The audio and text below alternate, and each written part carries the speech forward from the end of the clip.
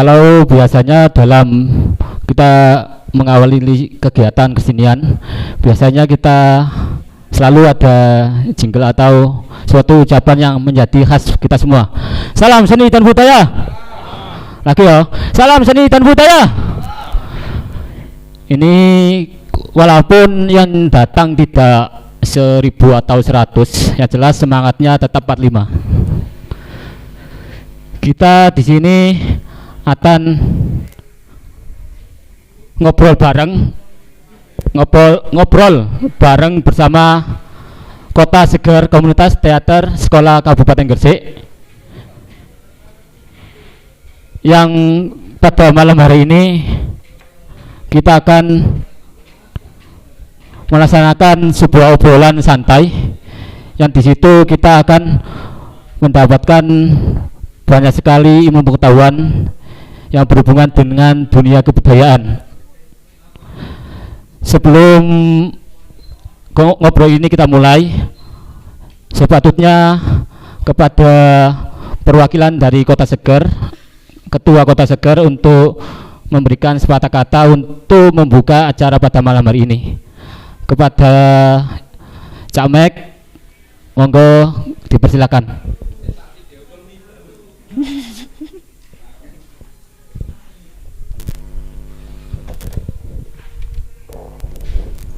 Oke, assalamualaikum warahmatullahi wabarakatuh. Syukur alhamdulillah bisa kumpul malam ini dengan keadaan sehat walafiat, senajan ngelune ditanggung dewe-dewe lek waya saiki. Untuk malam ini ngobrol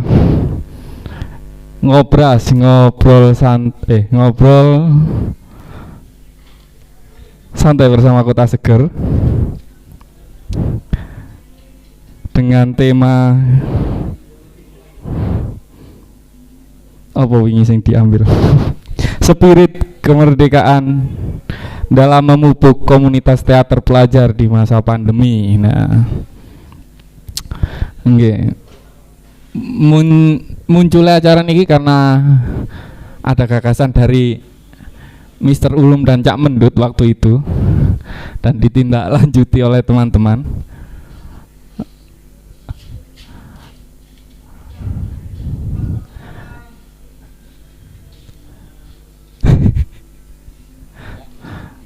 Oke.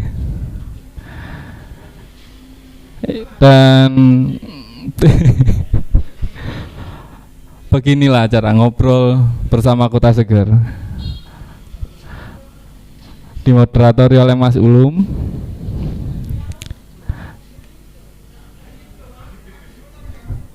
Dari saya mungkin cukup sekian. Terima kasih. Wassalamualaikum warahmatullahi wabarakatuh.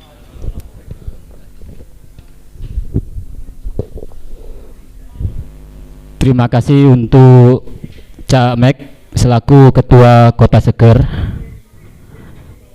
Pada ngobrol malam ini kita mengambil sebuah tema. Tema ini memang diangkat karena di masa pandemi ini ada sebuah permasalahan besar yang ada dalam dunia teater, yaitu terjadinya kurang eksistensinya sebuah teater ketika di tempat pandemi. Maka tema di sini adalah spirit kemerdekaan dalam memupuk komunitas teater di masa pandemi. Itu adalah tema besar kita, yang dimana nanti ketika pada diskusi yang akan kita lakukan akan menghasilkan sebuah gagasan atau gambaran, yaitu bagaimana kita memberikan sebuah stimulus bagi dunia kesenian, terutama dalam dunia keteateran, untuk para penggiat teater, terutama di kalangan pelajar, bisa kembali eksis dan memberikan semangat dalam mewujudkan nilai leluhur, yaitu kebudayaan. Dan alhamdulillah pada malam hari ini kita kehadiran dua narasumber yang bisa dikatakan adalah orang-orang yang mumpuni dalam bidang kebudayaan. Di kanan saya merupakan Cak Dias Nawaksara. Beliau merupakan peneliti dan kurator aksara kuno, dan juga beliau merupakan pemilik dari sebuah website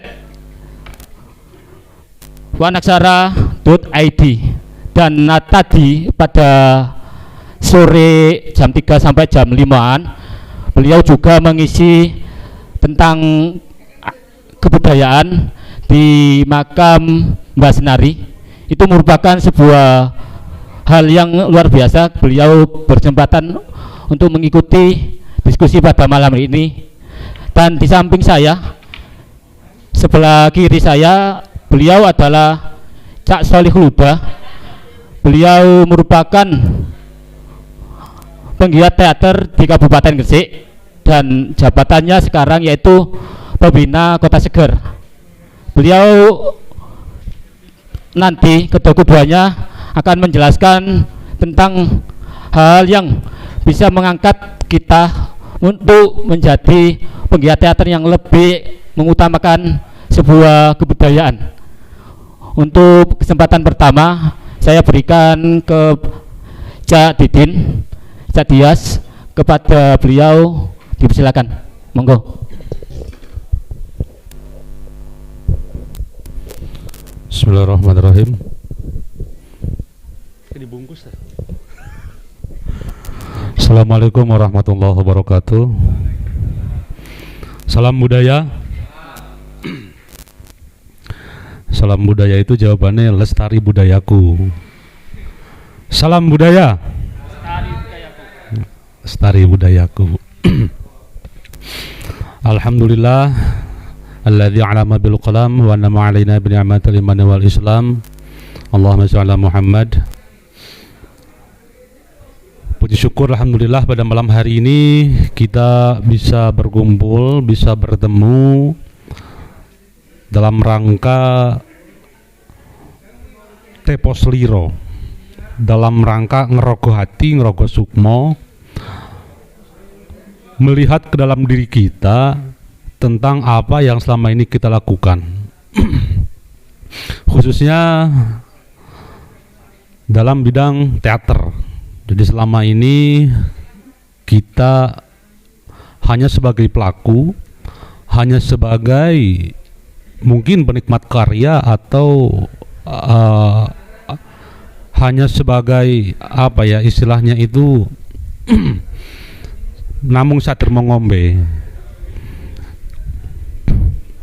Tapi alangkah baiknya momen malam hari ini kita lebih memperdalam, lebih memperjelas lagi tentang apa yang semestinya kita lakukan dan memberi semangat baru, memberi wajah baru dari apa yang selama ini kita jalankan, khususnya dalam teater. Tema malam hari ini adalah refleksi, masih dalam refleksi kemerdekaan Indonesia yang ke-76, dan yang kedua tentang eksistensi pelajar berkesenian teater di era pandemi. Memang tidak dipungkiri ya, kita ini sudah melalui masa-masa suram, masa-masa sulit ini selama 1 tahun lebih, 1,5 tahun sejak bulan Maret 2020 kita seolah-olah terbelenggu, yang mana jika sebelum pandemi kita bisa bebas berekspresi, para seniman teater bisa berekspresi di panggung yang lebih luas, bisa menunjukkan eksistensinya, maka di 1,5 tahun ini kita seolah-olah terpendam, seolah-olah terkubur, tidak bisa melakukan apa-apa dengan adanya aturan-aturan dari pemerintah. Maka tidak heran nek wis kadung turu ayem nang diopo-opo pisan, nang ana kemule pisan, ya karuan turu. Begitu juga dalam dunia berkesenian, kita itu sudah 1,5 tahun bukan jangka waktu dekat, bukan jangka waktu yang pendek, membuat kita tenggelam, membuat kita tidak bisa banyak bergerak. Maka malam hari ini adalah momen kita untuk bangkit kembali, untuk menunjukkan kembali eksistensi kita dalam berteater. Nah, tentunya yang harus dipahami bersama adalah pandemi ini sebenarnya tidak hanya sebagai penghalang kita dalam berekspresi, tetapi juga pandemi ini adalah penanda di mana kita harus mempunyai gaya baru dalam berteater. Karena apa? Jika kita menengok ke belakang, ada satu teori generasi mengatakan bahwa perubahan suatu zaman itu ditandai oleh tragedi-tragedi besar seperti perang dan bencana alam. Di antaranya bencana alam adalah adanya pandemi global. Nah, hari ini kita ada di ujung tombak gitu. Ada di ujung zaman. Pandemi ini adalah masa transisi, masa sekaligus masa penanda di mana setelah ini kita akan memasuki zaman yang baru atau new era. Maka tentunya dalam kegiatan berkesenian pun, khususnya dalam berteater, kita harus mempunyai gaya baru. Kenapa ya? Karena kita itu aneng wawa dadi geni, aneng segoro dadi payu. Jadi kita harus bisa menyesuaikan diri sesuai dengan kebutuhan zaman. Jika setelah pandemi ini zaman berubah, maka cara berteater kita, cara berkesenian kita juga harus berubah, menyesuaikan zaman. Tentunya dengan tanpa meninggalkan nilai-nilai yang ada, nilai-nilai yang sudah ditanam selama ini dalam berteater. Sebut saja, kalau kita mau bicara lebih jauh tentang teater, kan secara bahasa, secara etimologi, teater itu memang sempit pada awalnya, karena teater itu hanyalah sebuah istilah untuk menyebut sebuah tempat pertunjukan, disebut teater. Tetapi pada kemudian hari justru teater itu tidak hanya sebagai komponen kesenian, tetapi teater juga merupakan satu bagian dari kesenian itu sendiri. Maka teater jadikan istilah untuk sebuah pertunjukan, bukan hanya tempat pertunjukan saja. Nah, itu pun merupakan satu perubahan dari masa-masa awal teater dalam artian etimologi. Nah, saat ini kembali lagi, teater itu dari zaman ke zaman selalu mengalami perubahan. Sebut saja dalam sejarah teater Indonesia ada yang namanya teater tradisional, ada teater modern atau teater transisi, dan teater kontemporer. Kalau teater tradisional umpamanya ludruk, pagelaran wayang kulit, wayang golek, dan lain-lain. Seiring berkembangnya zaman, ketika bangsa kita sudah bertemu dengan suatu bangsa yang menginjak pada modernitas, yaitu Belanda, ketika masih menjajah di negara kita, maka teater pun berubah. Yang tadinya teater tradisional hanya berkisar pada perangkat-perangkat yang dimiliki dalam tradisi atau kebudayaan masyarakat lokal, teater harus berubah. Kenapa? Karena kritik sosial yang ada di dalam teater itu pun harus menyentuh orang-orang yang ada di zamannya. Zaman itu adalah Belanda sebagai penjajah, maka teater pun memiliki caranya tersendiri berkembang untuk nyentil istilahnya, untuk menyentuh sisi sosial yang kaitannya dengan orang Eropa. Maka teater berubah wajahnya menjadi teater modern karena harus berkolaborasi dengan gaya-gaya modern yang dibawa oleh orang Eropa. Berkembang lagi ketika modern ini sudah menjadi bagian dari dunia global dan semua orang sudah menjalankan modernitas, teater pun berubah menjadi teater kontemporer. yaitu teater yang tidak hanya menggunakan perangkat-perangkat seadanya, perangkat-perangkat fisik. Teater kontemporer dia berkolaborasi dengan unsur-unsur teatrikal modern, teatrikal kontemporer. Di antaranya teater sudah memiliki gaya sebut saja gaya-gaya techno. Gaya-gaya techno. Mulai dari dekorasi teater yang dulu hanya dari bambu, dari cat, ikat tali dan lain-lain. Di teater kontemporer, desain atau dekorasi teater sudah mengalami kemajuan. Dia berubah wajahnya, panggungnya pun berubah menjadi panggung-panggung kontemporer dengan unsur-unsur kontemporer juga. Termasuk kritik sosial atau lain-lain yang dibawa oleh teater pun mengalami kemajuan, mengalami perkembangan. Kritik yang tadinya hanya hubungan manusia dengan manusia, manusia dengan lingkungan, di era teater kontemporer, akhirnya teater memiliki caranya tersendiri untuk mengkritik fungsi-fungsi perangkat kontemporer, khususnya perangkat teknologi. Sebut saja teater kecil, umpamanya karya yang didirikan oleh Arifin Senur, sudah berkali-kali mengadakan pementasan untuk mengkritik media sosial, di mana tahun 2007 waktu itu mulai adanya Facebook umpamanya. Nah, sekitar tahun 2010 teater kecil dan di bengkel teaternya Rendra juga sudah mulai mengkritik perangkat-perangkat kontemporer, salah satunya media sosial.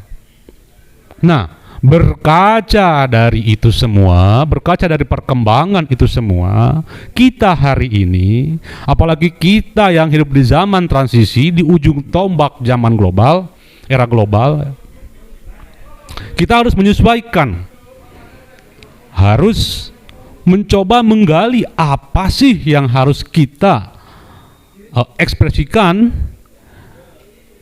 melalui teater di pasca pandemi nanti. Nah, tentunya salah satu yang akan bisa kita angkat adalah kritik kita pada umpamanya peraturan pemerintah dalam menekan penanggulangan pandemi, menekan penyebaran virus corona. Itu bisa jadi salah satu bahan kritik kita di masa pasca pandemi nanti. Itu salah satu dari bahan saja. Yang kedua dari perangkat.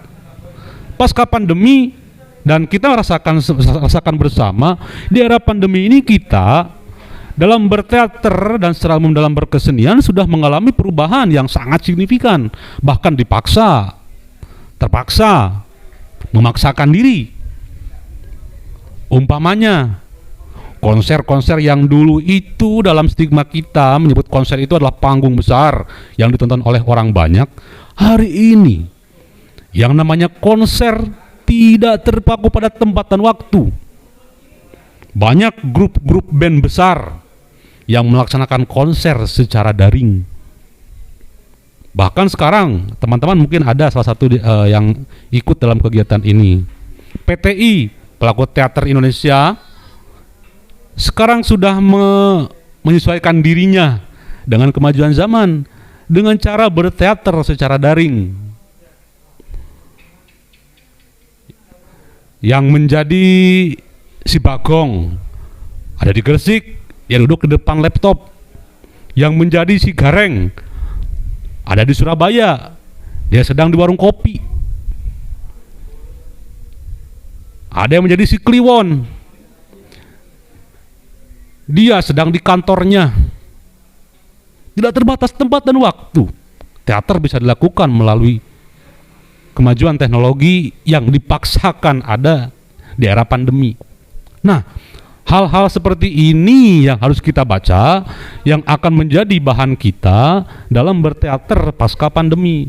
Jadi sebelum kita menginjak berteater pasca pandemi, sadari dulu ada apa yang terjadi kemarin. Maka besok ketika kita ancur, itu apa sih bahasa Jawanya itu?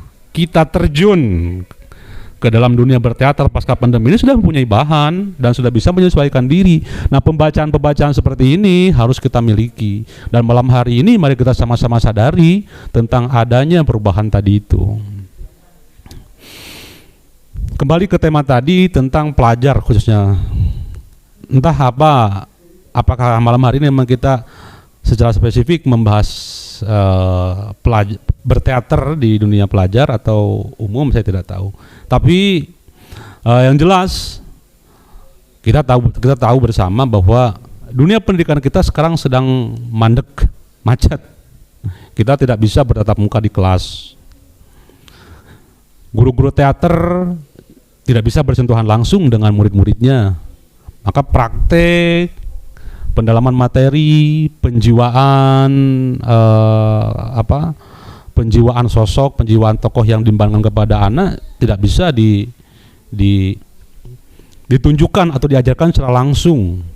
Padahal selama ini ketika kita mengajar nilai-nilai keteateran kepada anak itu adalah dengan cara bertatap muka, karena kita dengan bebas mengekspresikan, kita bisa dengan luasa dan secara gamblang memberikan gambaran kepada anak-anak kita. Nah, lagi-lagi yang paling penting adalah adaptif. Kita harus bisa menyesuaikan diri. Kita memang tidak bersiap-siap, jauh-jauh hari kita tidak siap dengan adanya ini, tapi tidak terlambat.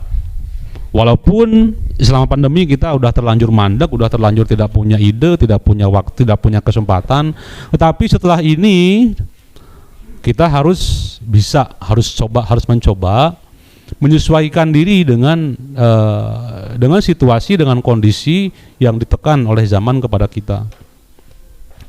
Nah, dengan adanya kita bisa beradaptasi, kita bisa memahami situasi, teater tidak akan pernah mati. Bengkel Teater Rendra itu dari tahun 1961 ketika masih di Jakarta sampai hari ini eksis, dan sampai hari ini pula beliau-beliau senior-senior kita di Bengkel Teater Rendra tidak pernah mati gaya. Kenapa? Karena selain pelaku teater di Bengkel Teater WS Rendra, mereka tidak hanya sebagai pelaku, tetapi juga sebagai researcher, sebagai orang yang mau riset, mau belajar, mau membaca situasi, mau membaca lingkungan. Mungkin kita yang masih di bawah mentor-mentor kita, di bawah tutor-tutor senior kita, masih belum diberikan pelajaran, masih belum diberikan pengetahuan tentang membaca situasi. Kita hanya masih sebagai boneka, tutor-tutor kita masih sebagai wayang dari senior-senior kita. Nah, kendati begitu, sebenarnya kita harus mencoba keluar dari kultur atau tradisi seperti itu dengan tanggap rasa, dengan cara wasis, mengetahui situasi. Maka saya harap teman-teman teater, pelaku teater khususnya di Kota Seger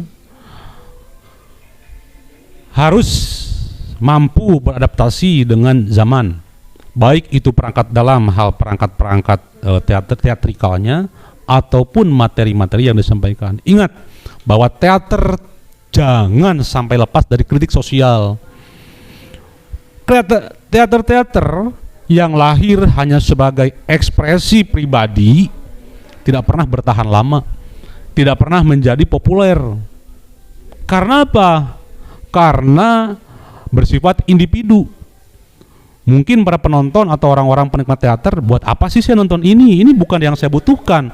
Itu hanya ekspresi dari pembuat pengarang saja.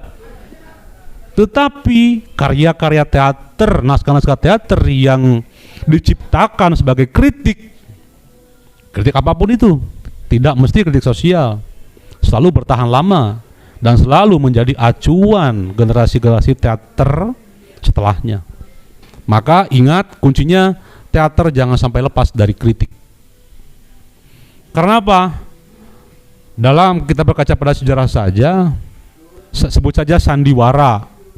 Mungkin jenengan yang lahir tahun 70-80 kawan caca nom kabeh. Cak Huda mungkin nggak tahu menangnya atau tidak yang namanya Sandiwara Radio. Sandiwara Radio. Wah, itu siapa yang menangi ya? Cerita Bromo Kumboro, cerita Kawandanu, Tutur Tinular, Sandiwara Radio. Wah, itu seru itu. Nah, sepintas kita melihat itu hanya pertunjukan teater saja, pertunjukan drama saja, sandiwara saja. Padahal, walah itu sangat ngugemi, sangat berpegang teguh pada prinsip sandiwara. Sandiwara itu kan secara etimologi udah jelas, sandi dan woro. Artinya sebuah pertunjukan yang diperlihatkan pada orang banyak yang berisi sandi. Maka di sana, wah, kenapa saya memakai baju kuning dan orang baju kuning digebuki umpamanya daerah Orde Baru, atau umpamanya yang orang yang berbaju hijau digebuki sama orang-orang berbaju kuning di atas panggung, itu bukan sekedar pertunjukan teatrikal. Ada kritik di sana. Wah, ini komunitas atau sebuah partai yang berwarna kuning ini dia menghantam orang-orang partai yang berwarna hijau. Nah, itu sandiworo. Nah, teater itu kan mempunyai fungsi seperti itu, salah satunya. Nah, ingat kalau sampai menciptakan sebuah naskah teater yang hanya merupakan ekspresi emosional pribadi lalu ditampilkan oleh orang banyak supaya ditonton orang banyak, camkan, tidak akan bertahan lama, bahkan mungkin akan mendapatkan pertentangan. Tetapi jika naskah itu diciptakan dengan ada muatan-muatan atau nilai-nilai kemanusiaan, entah itu kritik sosial, entah itu ajakan, entah itu menyebarkan kawruh-kawruh, menyebarkan satu ideologi yang baik, tentu dia akan bertahan lama. Nah, kita semua yang ada di sini, mari sama-sama sadari itu.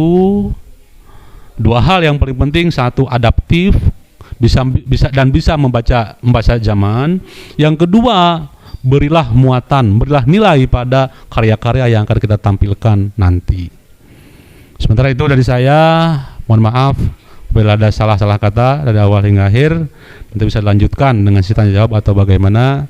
Saya silakan kembali kepada moderator. Assalamualaikum warahmatullahi wabarakatuh.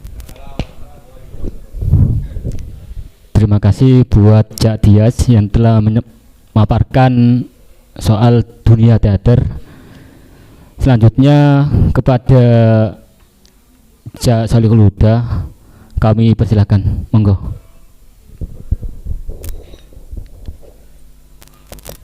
Assalamualaikum warahmatullahi wabarakatuh. Tema besar yang diangkat di diskusi kali ini adalah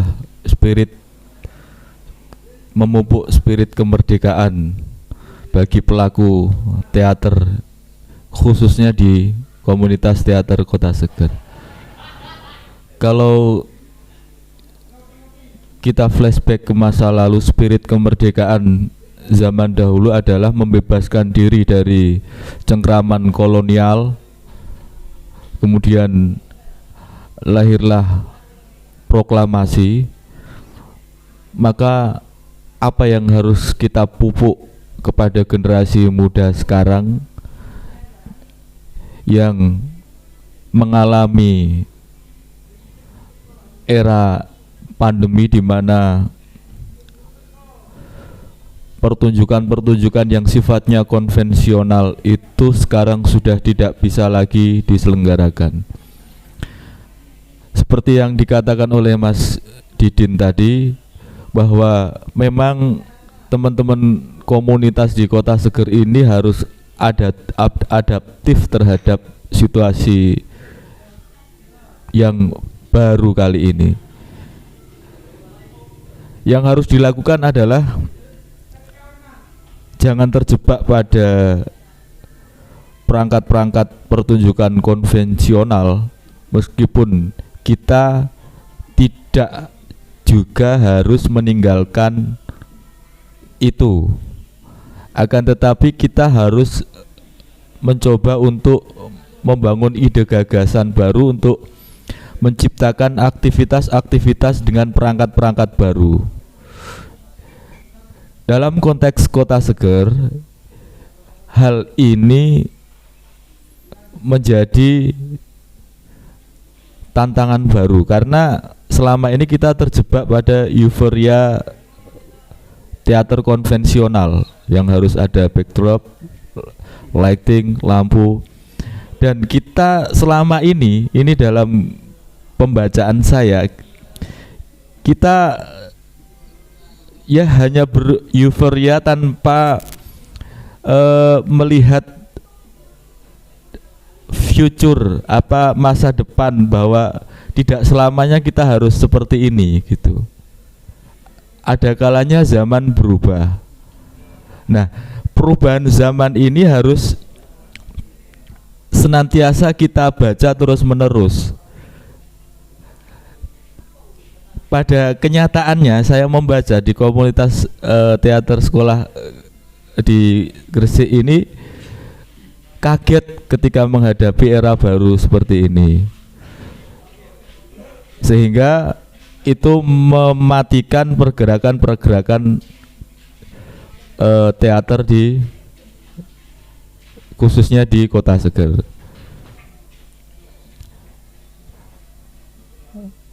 Tidak ada sebuah solusi alternatif dengan mengajak teman-teman di komunitas untuk membangun sebuah arah baru, menciptakan sesuatu yang baru ketika kita menghadapi fenomena hari ini. Sehingga yang terjadi adalah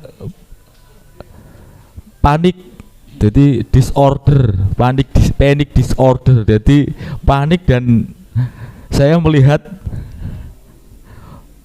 sudah kehilangan arah gitu loh.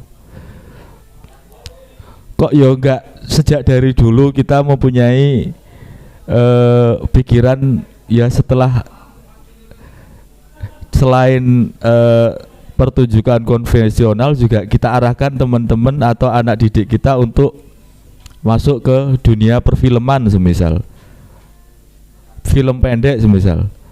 Ini tidak saya temui di Kota Seger. Memang ada yang kemudian membuat film pendek, tapi itu untuk kebutuhan di luar komunitas. Iya, kebutuhan pribadi. Dan Kota Seger tidak memiliki sosok pemikir yang bisa mengarahkan anak didik untuk menuju ke arah sana. Nah, untuk proses latihan juga terkendala. Kita terkendala dengan aturan-aturan. Akan tetapi sebenarnya itu hanya alasan klasik saja yang dimunculkan karena kemalasan kita sebenarnya itu. Saya tidak percaya kok nggak ada latihan olah tubuh, olah penghayatan. Bisa sebenarnya olahraga. Sebenarnya bisa dan ada gitu loh. Ya hanya kemalasan saja karena selama berapa tahun loh Mas Didin? 2 tahun ini kita dididik untuk menjadi pemalas gitu. Kita dididik ya, merebahan, kaum rebahan. Kita dididik untuk menjadi penikmat saja, bukan menjadi seorang kreator. Dan itu sudah berlangsung 2 tahun sampai hari ini, sampai detik ini. Sampai sekarang pun nggak ada yang apa ya, ini tugas ketua Kota Seger ini. Saya melihat ketua ini nggak punya visi sing cerdas gitu loh, nggak punya visi genial gitu loh. Nggak, ini pembacaan saya lah ya, sebagai pembina ya, dan nggak punya visi genial gitu loh.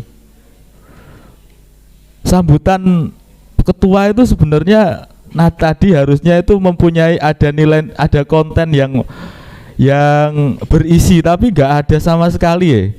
Nah ini tugasnya ketua ini.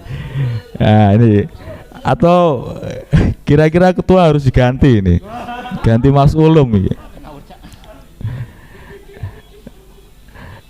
Ini jadi peka terhadap situasi, terus membaca situasi, kemudian mencari solusi, kemudian didiskusikan bersama dengan komunitas-komunitas teater pelajar, kemudian melakukan aktivitas. Di dalam ilmu budaya itu ada istilah apa ya? Apa itu Mas Didin, yang idea terus activity sama artefak itu ya. Ideofak. Mungkin pertunjukan konvensional itu sekarang sudah menjadi artefak. Jadi situs purbakala yang harus diganti dengan proses aktivitas dan ide gagasan baru. Ini tugas untuk Kota Seger. Dan kemudian yang kedua, kalau dulu kita membuat pertunjukan konvensional dengan cara-cara yang manajemen yang tidak modern, maka sekarang kita pun harus membangun itu. Sebelum sebenarnya nggak terlambat saja, tergantung teman-teman semua. Jadi karena kita membutuhkan perangkat-perangkat baru, perangkat multimedia, maka sudah selayaknya kok Kota Seger itu menjadi yayasan seni, yayasan seni teater, yayasan seni teater, kemudian mempunyai SMK seni, multimedia, mempunyai BLK, balai latihan kerja, tapi khusus kesenian. Toh sekarang juga ada kok ya Mas ya, di Kemenaker itu ada BLK seni ya, ada. Nah iki loh yang nggak dibaca oleh teman-teman itu. Ketua iki. Sambutan mung sak menit 2 menit ora ono. Itu kayaknya harus diganti nih loh. Ya apa loh? Kau naik loh, sing cocok tadi ketua. Langsung habis langsung nih. Kudeta. Kayaknya ini waktunya kudeta, untuk mengkudeta ketua baru.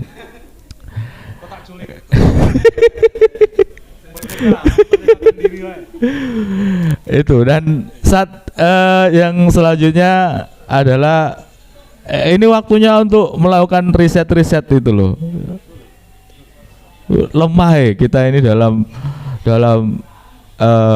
proses riset, dalam proses membaca naskah teks.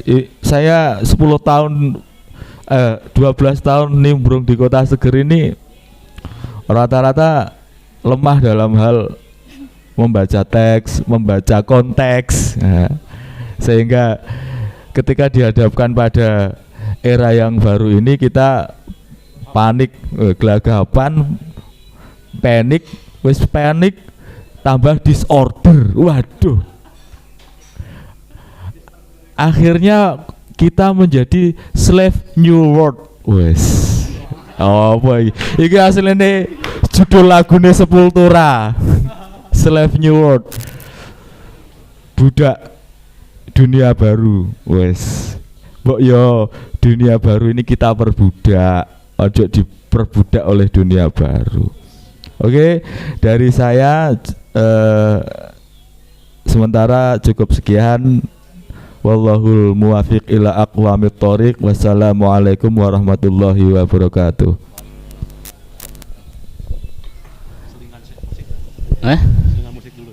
Iya kau ya. Terima kasih untuk Cak Uda yang telah memberikan gambaran soal kondisi kita semua yang ada di sini di dunia teater. Ini kita ingat ya, kita di sini adalah ngobrol bareng bersama Kota Seger. Ngobrol bareng, bukan soal piye-piye ini. Ya jelas nanti kita semua yang ada di sini akan diberikan kesempatan untuk bicara, minimal perwakilan. sebelum dari auden saya minta untuk bicara, apakah di sini ada yang mau sumbangsi puisi atau musik atau apa? Nggak ada ya? Ada? Monggo Mbak, monggo langsung Mbak.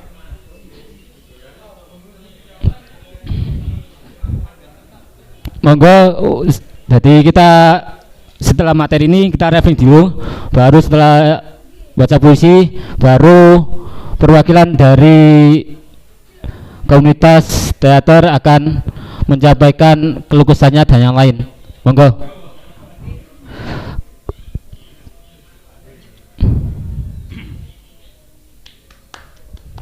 Wah, tak kira.